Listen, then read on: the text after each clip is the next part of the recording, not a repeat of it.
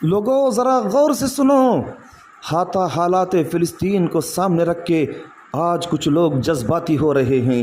کیا ہو رہا ہے مسلمانوں کے ساتھ؟ کیا چل رہا ہے مسلمانوں کے ساتھ؟ وہاں جو ہو رہا ہے اس کا مالک اللہ تعالیٰ ہے۔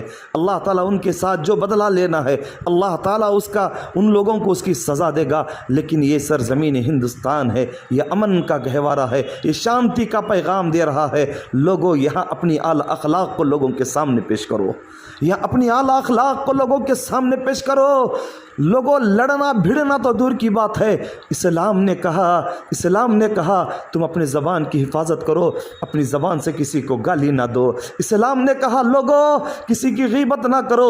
اسلام نے کہا وہ لوگوں تم کسی کی برائی نہ بیان کرو۔ اسلام فرماتا ہے المسلم من سلم المسلمون من لسانہ و یدہ، تم میں سے مسلمان وہ ہے جس کے ہاتھ سے اور زبان سے دوسرا محفوظ رہے۔ لوگوں تم جان دینے اور جان لینے کی بات کر رہے ہو، اللہ آپ کی حفاظت کرے، یہ امن کا گہوارہ ہے۔ میرا اسلام کہتا ہے اگر تمہاری ذات سے کسی ایک بے گناہ کا خون کو تم بہاؤ گے، زمین پہ جینے والے سارے لوگوں کے قتل کرنے کے برابر کا گناہ تمہارے گردنوں پہ لاد دیا جائے گا۔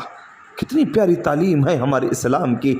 جذبات میں آ کر اپنی اخلاق کو بری کر کے غیروں کے سامنے کیا پیغام دو گے؟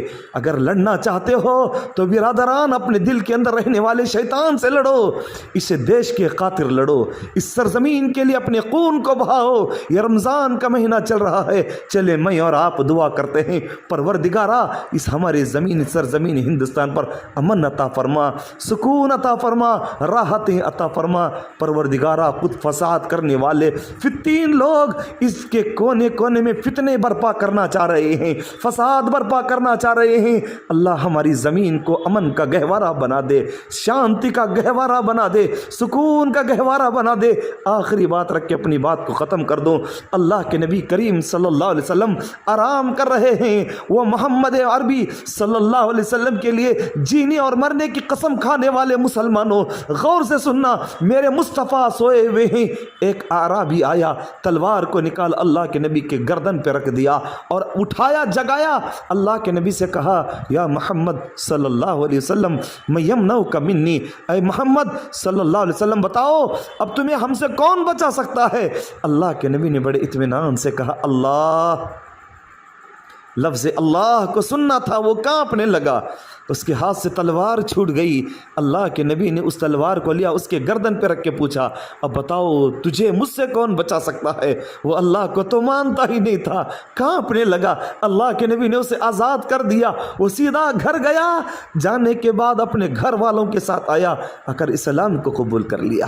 یہ اخلاق پیدا کرو، بدلہ لینے کی کوشش نہ کرو۔ گالی دینے والے لوگ بہت سارے ہیں، گالی دیں گے۔ میرے نبی نے کسی گالی کا جواب گالی سے نہیں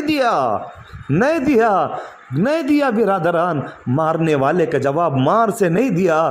شاعر کہتا ہے اہل ستم کے پتھر کھا کر گل برسانے والا وہ، اور دعائیں خیر کے خاطر ہاتھ اٹھانے والا وہ۔